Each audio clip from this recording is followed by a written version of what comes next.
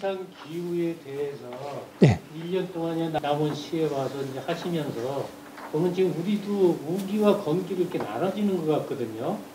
이랬을 때 어떤 방향으로 우리가 좀 더 앞으로 나아가야 될 것인가? 예. 제가 이제 거의 또 다 되는 것 같아요. 9월, 10월, 11월 다시 또 왔어요. 저장경보 축적기. 예. 이때가 제일 중요해요. 사실은. 저장경보 축적은 균형 있는 영양 관리와 뭐 광환경 개선, 잎의 유지, 관수 관리. 사실 요거만 하면 되거든요. 근데 이거 하기가 그렇게 어려운가 봐요. 여러분들 원래 복숭아 과원에 뭐 예년에도 안 들었어요? 사실은. 단풍 들었어요? 잎 떨어지는 양상이 예전과 좀 다르지 않았어요? 푸른 잎이 떨어진 것도 아니에요. 완전히 새파란 잎이 떨어진 것도 아닐걸요? 푸른 잎도 조금 있긴 있는데, 그렇다고 단풍 든 것도 아니고, 좀 못생긴 잎들, 좀 탈색된 잎이 많이 떨어지지 않았어요? 제가 이렇게 저희들 지역 이렇게 쭉 둘러봤을 때는 좀 그런 경우가 많았는데, 태풍이 분다든지 아니면 갑자기 뭐 서리가 내려가지고 새파란 잎이 우수수 떨어지는 그런 경우보다는 약간 단풍이 들락말락 아니, 단풍 들락말락 하는 건 아니에요. 이 단풍은 원래 노랗게부터 먼저 들잖아요. 근데 그렇게 노란 건 아니에요. 약간 갈색, 파란기가 좀 없어지면서 좀 어두운 그런 잎으로 떨어지는데, 그런 경우가 많았는데, 그게 좋을지 안 좋을지는 내년 봄에 가봐야 알 것 같아요. 근데 분명히 어려운 겨울일 것 같습니다. 저장경보 축적기에 저는 제일 말씀드리고 싶은 거는 생뚱맞게 봄의 모습이에요. 그죠? 봄의 모습인데, 이런 모습을 나타내기 위해서 에너지가 필요한데, 그 에너지는 저장경보 축적기에 전부 다 이루어진다라는 말씀을 드리고 싶어서 그래요. 저장경보 축적기가 그만큼 중요한 건데, 그리고 또 하나, 우리 이제 복숭아에서 전정에서 이 전정 상처와 관련된 이야기 많이 하잖아요. 상처가 잘 안 아문다라는 이야기를 많이 해요. 여러분들 지금 이거 같은 경우는 문제를 내고 말고 할 것도 없네. 저는 사실 뭐 내려고 했는가 하면, 이거 언제 잘랐을까요? 했는데 이파리가 하나 없는 거니까 다지고 난 다음에 이파리가 있을 때 이렇게 자른 거하고 이파리가 없을 때 이거 자른 거하고 다른 점이 뭘까요? 이파리가 있을 때도 이렇게 갈라져요. 갈라지긴 갈라져요. 왜냐면 바짝 마르니까요. 이게 바짝 마르니까 이렇게 갈라지는데, 이파리 있을 때는 어떤가 하면, 이파리 있을 때는 날이 따뜻하잖아요. 이 팽창하는 그게 그렇게 팽창하고 수축하는 게 좀 약간 좀 신축성이 있어요. 근데 지금 겨울에는 이 신축성이 없어요. 그래서 상처 암음이 더 안 되고 상처의 후유증이 더 심하게 가요. 그래서 이렇게 크게 자르는 거, 여러분들 큰 가지 자르는 거 동계전쟁에 자르는 걸로 알고 계시죠? 아니요, 이제 그렇게 자르면 안 돼요. 가을 전쟁 때 자르셔야 돼요.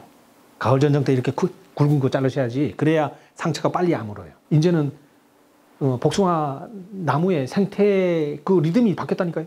자, 이거 한번 보세요. 여러분들 요거하고 요거 한번 비교해 보세요. 요거는 언제 잘랐을까요? 근데 얘는 왜 이렇게 쌩쌩하고 얘는 왜 이렇지? 얘는 더 심하네. 얘 보니까 얘는 조금 그렇네. 쉽게 말해서 4월달을 기점으로 했을 때 어느 게 제일 4월달에 근접해서 잘랐을까요? 제 생각에는 이거는 12월 말이나 1월 달에 자른 것 같아요. 이거는 1월 하순, 이거는 2월 하순, 이거는 3월 하순쯤 자르지 않았을까. 이건 제가 이제 극단적인 표현인데, 하여간 너무 일찍 자르시면 추운 그 환경에 너무 많이 놓이면 이게 저장양분이 소진되는 거잖아요. 추운 겨울에 잘리면 이거 상처예요. 상처를 인식하고 상처를 그냥 두진 않잖아요. 왜냐하면 복숭아도 살아있는 생명체니까 그거를 치유하려고 에너지를 그쪽에 많이 쓴다고 그래요. 그러다 보니까 물론 그렇게 이야기하시는 분도 계세요. 이거는 2차 성장 가지겠지? 네, 맞아요. 2차 성장 가질 수 있어요. 그렇다 하더라도 에너지가 그만큼 많이 쏘여요. 그래서 우리가 전정 너무 이제 재배 면적이 많으셔가지고 좀 일찍 해야 된다고 하시는 분들도 계신데, 그렇다고 너무 일찍 하지 마시라는 그 말씀 드리고 싶어요. 요건 이제 전정 그 위치와 관련된 이야기인데요. 아까도 말씀드린 대로 개장성과 관련된 이야기인데, 개장성이 이렇게 크게 되면 기부우세성이 발생을 해서 여기에 이제 도장지가 많이 발생을 해요. 그러면 가을 전쟁에 이게 싹 날리면 돼요. 싹 날리고 이거 여기처럼 끝을 좀 이렇게 살려주면 돼요. 살려주면 되는데, 이게 반복되면 어떻게 될까요? 여기만 계속 자르는 게 되잖아요. 그러면 아까 보신 것처럼 일소와 그 동해 연거푸 발생하면서 주간부가 다 이렇게 죽고, 결국은 여기에서 뭐가 나요, 안 나요? 안 나요. 한 번, 두 번은 나도 그 다음엔 안 나요. 그런 현상이 나타나니까 우리가 적정히 이렇게까지 도장성 가지가 많이 발생하지 않도록 개장성을 조정해 줘야 된다. 그 개장성을 조정하는 가장 큰 그 방법 중에 하나가 이 선단을 세우는 거예요. 선단을 꼬꾸라지지 않게 열매를 달았다 하더라도 세우는 거예요. 그러면 개장성은 우리 어느 정도 조정할 수 있습니다. 가을 전정할 때는 이쪽 선단은 건드는 거 아니에요, 그죠? 이쪽은 건드는 거 아니고. 가을 전정할 때 또 하나 우리가 생각해야 되는 게 전정만 하는 게 아니라 기비도 하잖아요. 기비를 하는데 기비를 하려면 여러분들 평상시에 그냥 해왔던 대로 하면 되죠? 해마다 해왔던 대로. 예. 그러셔도 돼요. 그러셔도 되는데 남들보다 좀 더 앞서가 나가려면 토양검정은 반드시 하셔야 돼요.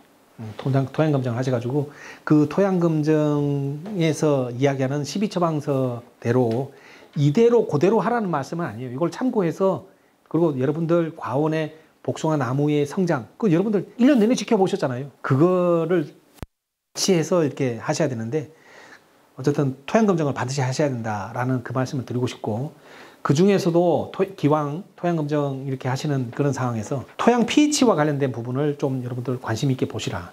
여러분들 과원의 토양 pH 변화 점점점 pH가 상승하는 쪽으로 지금 변하고 있어요. 이 원인에 대해 있어서는 여러 가지 요인이 있을 수 있겠지만 그 중에서도 제일 큰 거는 제가 보기에는 가축분 유기질 비료가 아닌가 싶어요. 가축분 유기질 비료를 계속 쓰다 보니까 pH가 높아지는 거 아닌가 그런 생각이 들고 그리고 최근에는 칼슘 유황이라든지 뭐 고토석회라든지 이런 부분을 고토라든지 황 뭐 이런 거 공급을 목적으로 해서 그냥 쓰시는 분들 계시더라고요. 굉장히 주의하셔야 돼요. 거기에는 석회가 들어있잖아요. 그래서 pH를 높이는 그런 요소도 되니까 그 주의하셔야 되는데 그걸 알려면 토양검정 하셔야 돼요.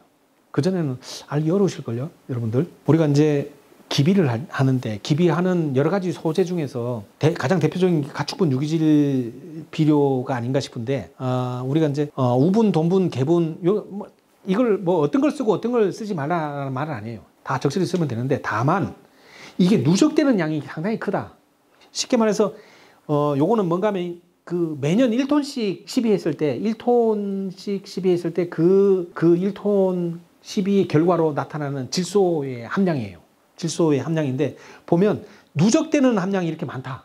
원래 1톤의 그 우분을 넣었다고 해서 개분을 넣었다고 해서 그게 전부 다 소진되는 게 아니라 우리 과원에 남더라라는 거예요. 남더라. 그게 이렇게 많아요. 5년 정도 되면 개분 같은 경우는 31kg. 이거 질소량이 31kg예요. 질소량이 31kg면 요소 한 포가 6.7인가요? 6.2인가? 10kg가 안 되잖아요. 그럼 요소 세포예요. 요소 세포. 그러면 이런 퇴비를 1톤을 뿌린다 그러면 이거 300평에 1톤 뿌릴 수 있을까요? 300평에 1톤 좀 부족할 것 같은데. 그럼 300평이라고 생각해보세요. 300평에 요소 세포. 300평에 개분 1톤. 1톤 쓰는 거는 그냥 아무렇지 않게 생각하지만 여러분들 300평에 요소 세포 쓰실래요? 거기에 다 절레절레 흔드실걸요? 요소 세포 300평에 요소 세포씩 써가지고 그거 어떻게 감당하려고 다들 그렇게 생각하실 거예요. 근데 실제로 그런 그 질소 함량이 이렇게 누적된다는 거. 그래서 이런 부분도 우리가 생각해야 돼요. 그래서 아까 제가 서두에도 말씀드린 대로 우리 과원이 결코 양분이 부족한 과원이 아니다. 양분이 넘쳐난다. 지금 가축분 유기질 비료 같은 경우는 거의 매년 쓰시잖아요. 우리 복숭아에서 이렇게 보면 양분 유효도 측면에서 보면 7을 중심으로 해서 특히 이제 다량 요소의 유효도가 상당히 높아요. 상당히 높은데 여기서 보시는 것처럼 철, 망간, 붕소, 구리, 아연처럼 미량 요소잖아요.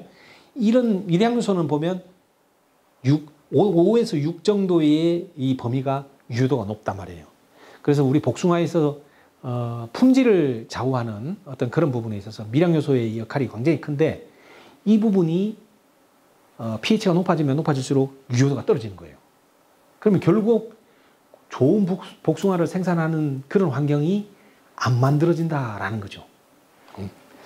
그래서 토양 pH와 관련된 요거 굉장히 관심 많이 가지셔야 돼요. 요거 이제 아까도 말씀드린 석회고토라든지 칼슘 유황이라든지 폐화석 같은 거 상당히 좋은 그 영양 소재예요. 영양 소재지만 알카리분이 40%나 돼 있고 여기도 알카리분 51% 들어 있고 여기는 칼슘이 26% 들어 있단 말이에요. 그래서 pH가 만약에 뭐 6.8, 뭐 거의 7에 가까운 이런 분들 같은 경우 이거 쓰시면 pH가 높아지잖아요. 그러니까 안 돼요. 그래서 도리어 고토라든지 별도로 마그네슘만 쓰세요. 그리고 별도로 쓰시면 돼요. 그래서 요런 소재 쓸 때는 상당히 주의해야 된다라는 말씀 드리고, 지금 요거 같은 경우 유기질 비료인데 특히 이제 이런 모습은 좋지 않다. 이거는 뭐 발효되지 않은 생똥을 넣은 거잖아요. 이것도 이제 개분인데 개분도 이게 발효되지 않은 거 그냥 쓰시는데, 우리가 이제 노지 상태니까 이 가스 피해라는 거에 대한 어떤 그 인식이 별로 없는데, 하우스 같으면 이렇게 했다가는 작물이 다 죽어요. 고추나 토마토나 오이나 뭐 이런 거 다 죽는다니까요. 살지를 못해요. 다 죽어요. 이쪽 지역은 암원 하우스 복숭아가 좀 있으셔가지고 가스 피해나 이런 부분에 대해서 조금 나름 좀 생각을 좀 많이 하실 것 같은데. 안 하시죠, 그죠? TV는 안 넣어요. 오, 퇴비를 아예 안 넣으실 필요는 없는데, 왜냐면 충분히 발효된 거는 가능해요. 그러면 뭐 쓰세요? 유박? 유박도 더 안 돼요. 아니야, 유박이 아니라 지금 말씀하신 석회분이라든지 뭐 이런 거 칼슘 종류만 넣고 있는 거. 이 고토석회라든지 뭐 이런 그런 것만 뿌리고 먹는 거. 그거만 하신다고요? 네. 토양 검정 해보셨어요? 네, 토양 검정 했는데 그런 게요. 그래요? 아니, 왜냐면 하우스에서는 있잖아요. 일반적으로 하우스에서는 pH가 높아질 확률이 더 높아요. 상당히 높거든요. 그래서 그건 굉장히 주의해서 쓰셔야 되는데, 어쨌든 이 부분에 있어서 우리가 이제 유기질 비료라고 생각하는 어떤 이런 부분이 이렇게 발효되지 않은 어떤 이런 부분은 좀 위험하다. 그 말씀 드리고요. 요거는 유박이에요. 유박하고 가축분 유기질 비료인데, 포대로 이렇게 담겨져 있는 요 소재들이 유박의 성질과 가축분 유기질 비료의 성질이 좀 다르다는 거 여러분들 알고 계시죠? 유박은 한 번도 발효 과정을 거치지 않았어요. 그래서 토양 내에 토양하고 섞여야지만이 발효가 시작되는 거예요. 그래서 우리가 이제 그냥 그 표토로 이렇게 표토시비 하잖아요. 표토시비 했을 때 땅의 접점 부분, 거기서부터 유박은 발효가 되잖아요. 물론 가축분 유기질 비료도 그렇긴 해요. 거기서부터 2차 3차 발효가 시작되는데, 다만 가축분 유기질 비료는 발효 과정을 거친 거예요. 한번 발효 과정을 거친 거기 때문에, 속된 말로 여기에는 미생물이 있어요. 이 안에는. 근데 여기에는 미생물이 없어요. 그래서 이거를 유박을 내가 1년 묵혀서 썼어, 이거 자랑하시면 안 돼요. 유박은 신선한 거 쓰셔야 돼요. 유박은 유통기한이 있어요. 그래서 유박은 신선한 걸 쓰셔야 되고, 근데 이제 가축분 유기질 비료 같은 경우는 요거는 요 안에 미생물이 있잖아요. 그래서 1년 묵혀서 썼어, 이거는 자랑하셔도 돼요. 나 2년 차 묵혀 썼는데, 그러면 그만큼 가스 피해는 덜 나요. 그런 차이가 있다는 거, 그것도 좀 이렇게 아실 필요가 있을 것 같아요. 그래서 확실히 요거는 지금 pH가 5.4고요. 요건 pH가 6.8이거든요. 5.4와 6.8은 과원의 이 pH가 다른데, 그 단순히 숫자만 다른 게 아니라 복숭아 품질도 달라지고 복숭아 재배하는 방법도 달라진다. 그거 생각하셔야 돼요. 그래서 지금 최근의 문제는 우리 복숭아 가원이 양분이 없어서 문제가 아니라 양분이 불균형 때문에, 특히 이제 제가 제목에서도 또 이렇게 붙여봤는데, 극한 환경을 극복하기 위한 균형 회복. 지금 계속 극한 환경이 계속 이루어지고 있잖아요. 여기에서 이런 환경 속에서 우리의 복숭아 나무가 편식하기 좋아요. 어떤 영양소를 편식하기 좋은가 하면 다량 요소, 특히 질소라든지 가리를 편식하기 좋은데, 이거를 우리가 이제 극복해야 된다는 거예요. 이게 너무 편식이 되면 이상 환경, 극한 환경에 놓여지게 되면 우리가 생각하는 복숭아의 품질이라든지 수량을 생산 못한다. 그걸 항상 생각하셔야 된다라는 말씀 드리고 싶고요. 우리가 이제 기상 변화 이야기하면서 지구 온난화 이야기하는데요. 전 뭐 말씀드리고 싶은가 하면, 그러면 이 기상 변화가 얼마나 편차가 있을 것 같으세요? 여기서도 보시면 그렇게 돼 있어요. 지난 106년간 평균 기온 1.8도 상승. 여기는 보면 지난 30년간 20세기 초보다 1.4도 상승. 평균 2도도 아니고요. 1점 몇 도씩 이렇게 올라갔대요. 근데 우리가 겪는 건 어때요? 어마어마한, 우리가 경험해보지 못한 걸 지금 해마다 경험하고 있잖아요. 이 변화의 폭이 그렇게 크지 않다는 거예요. 변화의 폭이 이렇게 크지 않은데도 우리는 그 농업 현장에서 우리가 느끼는 거는 진짜 생전 경험해 보지 못한 것들을 해마다 경험하고 있어요. 그런데 여러분들 우리 지역에서 아까도 제가 말씀드렸지만 기온 편차 있잖아요. 이 기온 편차는 말도 못하게 커요. 절대 온도가 낮아서 우리 복숭아 나무가 동해 피해를 받는 게 아니라 그 온도 편차가 너무 크기 때문에 널뛰는 그 온도 편차 때문에 우리 복숭아 나무가 동해 피해를 받는다. 저항성이 약해진다. 이거 꼭 기억하셔야 돼요. 이게 2020년도 4월 5일 날 저희들 지역 복숭아 모습이고요. 이거 21년도 복숭아 모습이에요. 해마다 달라지더라고요. 이게 2019년도 이후부터 그런 것 같아요. 과거에는 우리 개화기, 만개기 이게 딱 정해져 있어요.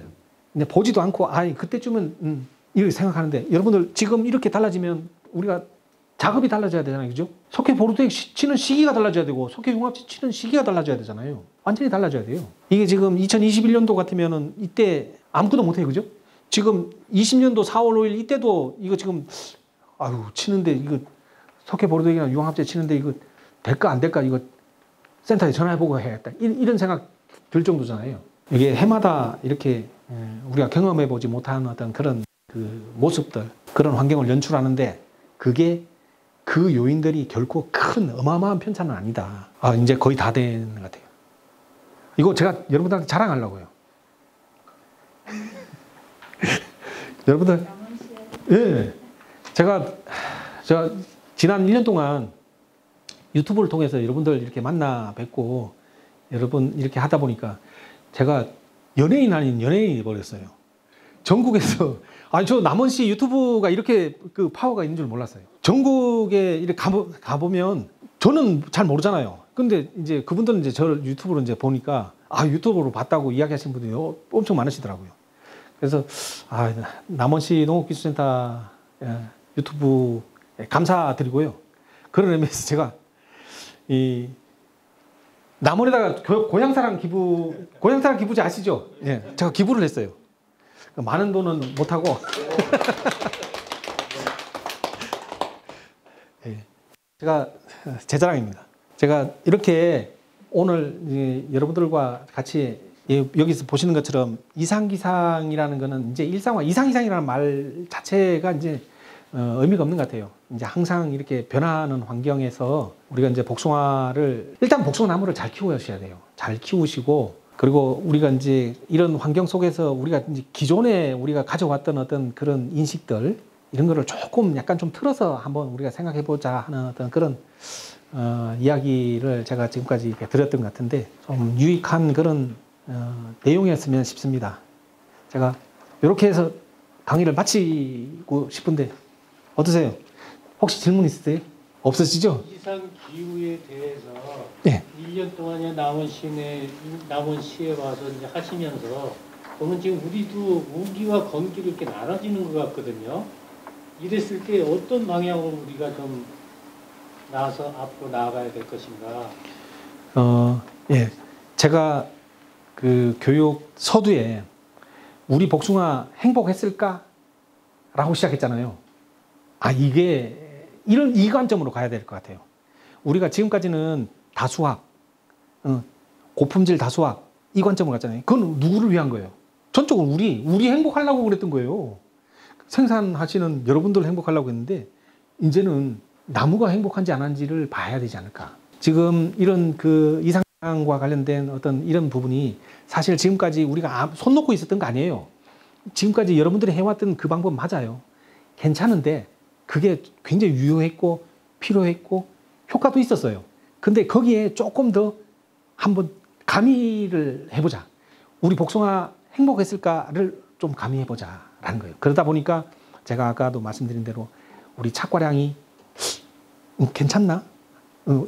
이 복숭아 나무가 행복할 수 있는 착과량이니까 이것도 한번 고민을 해볼 필요가 있다 하는 그 말씀 드렸던 것 같아요. 그렇게 제가 답변 드려도 될까요? 네, 감사합니다.